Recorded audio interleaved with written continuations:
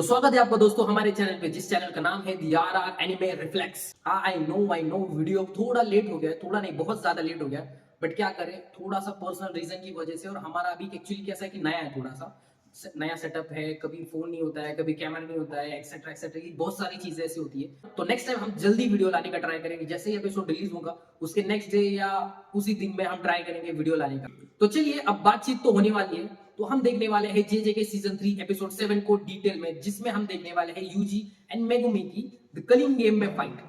UG की पहली fight होने वाली है कलिंग गेम में, सो डोंट मिस। तो एपिसोड की शुरुआत होती है सासाकी से। सासाकी जो हमें लेटी हुई दिखाई देती, शायद इस लड़की को आप भूल गए होंगे। ये लड़की यूजी के स्कूल वाली दोस्त है, जो कि यूजी एंड उसके दोस्तों के साथ भूतिया वाला गेम खेलती। तभी केंजा को उस लड़की के सामने आता है और उसे वो बोलता है कि वो एक सॉर्सरर है। उसने वहां पर एक बैरियर बनाया है जिसमें वो द कलिंग गेम की शुरुआत करने वाला है। वो कहता है यहाँ से कुछ आगे एक एग्जीक्यूशन ग्राउंड है जो इस बैरियर का सेंटर पॉइंट होने वाला है। बैरियर तकरीबन 5 से 6 किलोमीटर लंबा होने वाला है। केंजा को कहता है इसे बनाने में मैंने बहुत मेहनत की है और वो किसी को भी जबरदस्ती इस गेम में शामिल नहीं करना चाहता, क्योंकि वो सबको एक मौका दे रहा है बैरियर को छोड़ के जाने में। तो वो सबको एक एक करके बैरियर के बाहर छोड़ के आता है और सबको लगता है कि ये कोई एक सपना है। तभी वो उसे पूछती है कि ये कोई एक सपना है। तभी केंजा को बोलता है कि ये सपना और हकीकत के बीच में की दुनिया है, बिल्कुल किसी कर्ज की तरह। तभी सासाकी बाहर जाने का फैसला लेती है केंजाकू के साथ। तभी केंजाकू उसे बड़े प्यार से बाहर छोड़ के आता है और जाते जाते उसे थैंक यू भी बोलता है। कहता है कि थैंक यू मेरे बेटे का दोस्त बनने के लिए, जो बात उसे बिल्कुल समझ नहीं आती। तभी वो नींद से जागती है और खुद को बैरियर के बाहर पाती है और वहां पर उसे अपना दोस्त इबुची भी मिलता है, जो कि उसके भूतिया गेम में शामिल हुआ करता था पहले की तरह। उस सीन में हमें ढेर सारे आम लोगों को दिखाया जाता है जो कि बैरियर से बाहर निकल रहे हैं। उन सब लोगों को केंजाकू ने ही बाहर निकाला था। और थैंक यू वाली बात केंजाकू ने सिर्फ सासाकी को भी बोली थी, ये उन्हें समझ नहीं आता। तभी सासाकी को यूजी की याद आती है। यूजी टेक्निकली देखा जाए तो केंजाकू का ही लड़का है, क्योंकि जब हमने सेकंड एपिसोड में यूजी की माँ को देखा था तो यूजी की माँ के भी सर को स्टिचेस लगे थे, बिल्कुल केंजाकू की ही तरह। इसका मतलब केंजाकू यूजी के माँ के बॉडी में था। सो टेक्निकली देखा जाए तो यूजी केंजाकू का बेटा है। दूसरी तरफ हम देखते हैं कि यूजी और मेगुमी हाकारी को बताता है कि गोजो को सील कर दिया गया है। हाकारी को ये सुनकर बिल्कुल यकीन नहीं होता। फिर उसके बाद पांडा बताता है कि प्रिंसिपल भी इस दुनिया में नहीं रहे। देन उसके बाद यूजी मेगुमी सब लोग फिर से शॉक हो जाते हैं, क्योंकि ये बात तो यूजी और मेगुमी को भी नहीं पता थी, क्योंकि पांडा ने ये सब अभी अभी बताया था। पांडा बताता है कि शिबुया इंसिडेंट्स के बाद हायर अप्स उनके भी पीछे पड़ गए थे। ये सुनकर यूजी अपसेट हो जाता है, क्योंकि यागा उसके फादर जैसे थे। दूसरी तरफ हाकारे भी थोड़ा सा दुखी दिखाई देता है, क्योंकि जो लोग उसकी फिक्र करते थे वो सारे लोग इस दुनिया में नहीं रहे। देन उसके बाद हम देखते हैं कि हाकारी रेडी हो जाता है कलिंग गेम में एंटर करने के लिए, लेकिन इसके बदले वो एक शर्त रखता है। लेकिन पांडा को ये बात पता थी कि वो जुजुत्सु के कानून में कुछ चेंजेस करेगा, ताकि वो उसका फाइट क्लब खुले में चला सके, क्योंकि ऑलमोस्ट लोगों को तो जुजुत्सु के बारे में पता ही चल गया है। इसीलिए जुजुत्सु के कानून में वो कुछ बदलाव करेगा। मेगुमी बोलता है कि हाकारी को जो चाहिए वो शर्त मैं उसकी पूरी करूंगा, क्योंकि अब मैं ज़ेनिन क्लैन का हेड जो हूँ। हाकारी ये सुनकर चौंक जाता है, क्योंकि ये बात उसे गोजो और यागा से भी बड़ी लगी है। हाकारी मन ही मन सोचता है अगर ज़ेनिन क्लैन का हाथ मेरे अगर सर पे होगा तो वो कोई भी बदलाव कर सकता है। और वो मेगुमी से बोलता है अबे पगले, हमें तो दोस्ती कर लेनी चाहिए रे। और उसे क्या पता, माँ की ज़ेनिन क्लैन के सारे बंदों को निपटा चुकी है और उसने ज़ेनिन क्लैन का पूरा नामो निशानी मिटा दिया है। तभी ये आगे की प्लानिंग करने लगते हैं कि कौन से कॉलोनी में कौन जाएगा। तभी वहां पर एक शिकिगामी आ जाता है, उसका नाम कोगाने होता है, जो कलिंग गेम का अपडेट देने आया होता है। वो कहता है कि काशिमो नाम के प्लेयर ने 100 पॉइंट देकर एक नया नियम जोड़ा है। नियम ये होता है कि कोई भी प्लेयर किसी भी प्लेयर की इंफॉर्मेशन देख सकता है, जैसे कि उसका नाम, उसके पॉइंट्स और वो कौन सी कॉलोनी में है, ये सब। कोगन ने बताता है कि वो यूजी का खबरी है,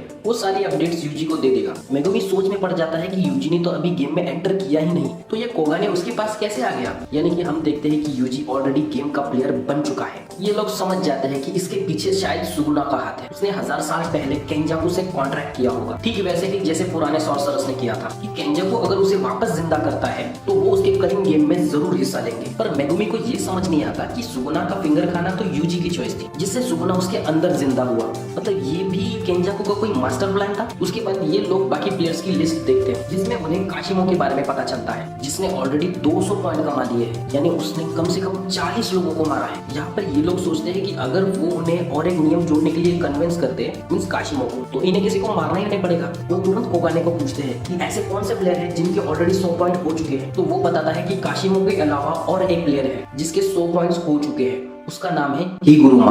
मेगुमी का प्लान था कि उनसे कन्विंस करना कि कुछ ऐसा रूल ऐड करें जिससे मासूम लोग अपनी मर्जी से गेम छोड़ सके। सबसे पहले तो उन्हें रूल नंबर 8 को हटाना होगा, जो कि था कि 19 दिन तक अगर किसी प्लेयर्स के पॉइंट नहीं बढ़ते तो उन्हें एलिमिनेट किया जाएगा। तो उनका प्लान था कि उस नियम की जगह वो कुछ अलग नियम जोड़ेंगे, जैसे कि एक सॉर्सरर दूसरे सॉर्सरर्स को उसके पॉइंट शेयर कर सकता है।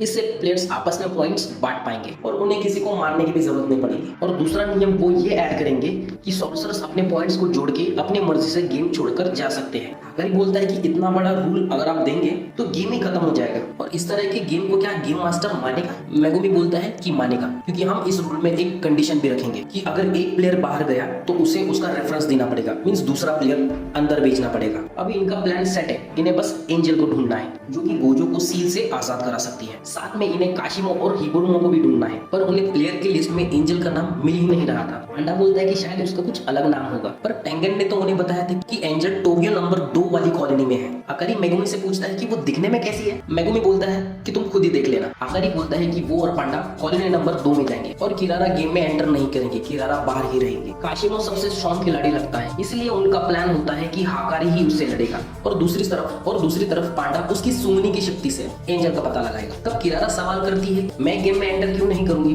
तब हाकारी बोलता है कि युक्ता जब से गेम में गया है तब से युक्ता का कोई कांटेक्ट नहीं है। इसका मतलब है कि बैरियर के अंदर जाने से उनका कांटेक्ट कट हो जाएगा, इसलिए बाहर की खबर रखने के लिए तुम्हें बाहर रुकना ही होगा। यूजी को डर था कि मेगुमी और वो एक ही कॉलोनी में ना जाए। वो सोचता है कि अगर सुगुना बाहर आ गया तो वो मेगुमी को कुछ कर ना ले।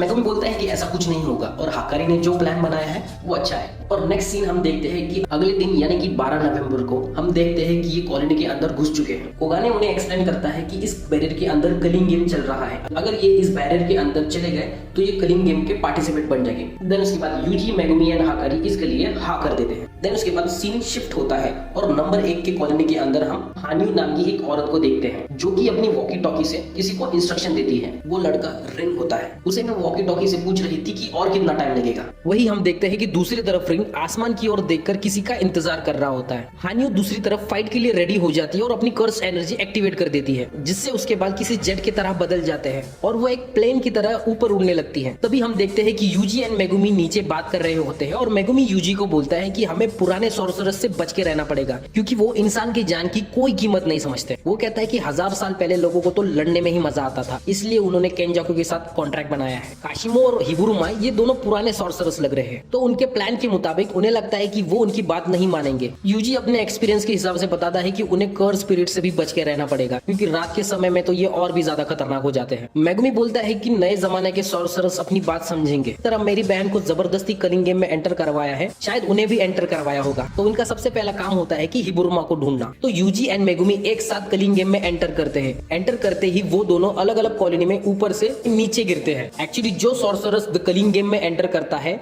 वो ऊपर से नीचे गिरता है। वहां पर 9 अलग अलग लोकेशन होते हैं, प्लेयर इन 9 लोकेशन में से कहीं भी गिर सकता है। ये बात एक्चुअली रूल्स में नहीं थी, बट कई लोग स्कैम्स करके अलग अलग लोकेशंस पे बैठे हुए थे क्योंकि जैसे ही कोई नया बंदा आए वो उसे वही खत्म कर दे। रिन ऊपर से यूजी को देखता है और सिग्नल देता है। तभी हान्यू यूजी की तरफ आती है और उसे टक्कर देती है और दोनों की एक बिल्डिंग से जाकर टक्कर हो जाती है। हान्यू सोचती है कि मेरा अटैक तो इतना पावरफुल है पर यूजी को कुछ भी नहीं हुआ। देन उसके बाद उसे रियलाइज होता है कि यूजी काफी ताकतवर है। तभी हान्यू उसके दूसरे पार्टनर को सिग्नल देती है। देन यूजी हान्यू को पत्थर मार के नीचे गिरा देता है। वो ऐसे गिरती है जैसे कि कटी पतंग। सिग्नल की मदद से हान्यू का पार्टनर हावा भी वहां पर आ जाता है, जिसके पास में हेलीकॉप्टर जैसी टेक्निक थी। उसके बाल की खासियत है वो हेलीकॉप्टर में कन्वर्ट हो जाते हैं। हावा यूजी पर बहुत गुस्सा हो जाता है क्योंकि उसने उसके पार्टनर को मारा है। वो सोचता है कि वो हिबुरुमा के बारे में कुछ पूछेगा। वहां पर रिन स्कोप की मदद से यूजी को देखता है। वो यूजी को पहचान जाता है और वहां पर मेगुमी ने भी एक लड़की को हरा दिया है और मेगुमी वहां पर परेशान होता है कि यूजी कहाँ है। वो कॉलोनी उसे काफी बड़ी दिखाई दे रही थी।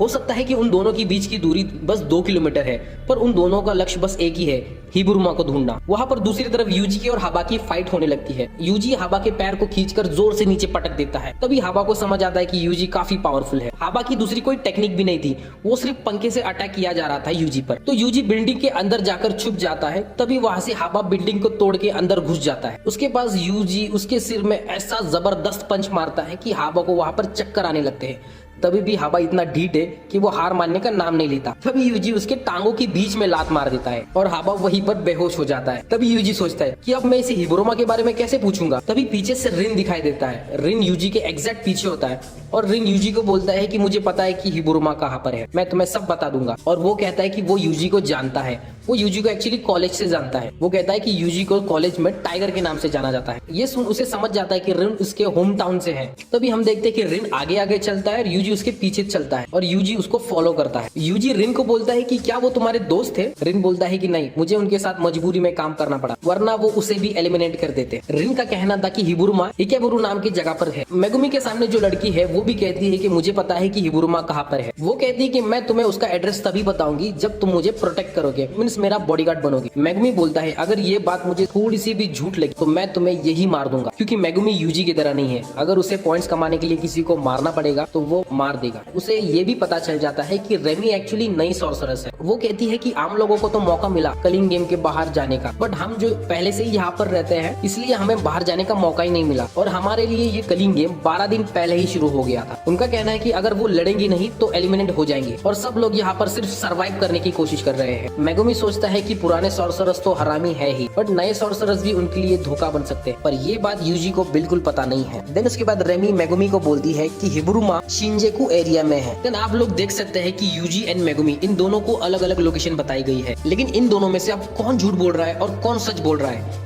ये जानने के लिए हमें आगे का एपिसोड देखना पड़ेगा। तो इसी के साथ एपिसोड यहीं पर खत्म हो जाता है और ये एपिसोड छोड़ जाता है खतरनाक सा सस्पेंस। आगे का एपिसोड आपको एपिसोड रिलीज होने के बाद में ही मिलेगा। तब तक के लिए मेरे वीडियो का वेट करें।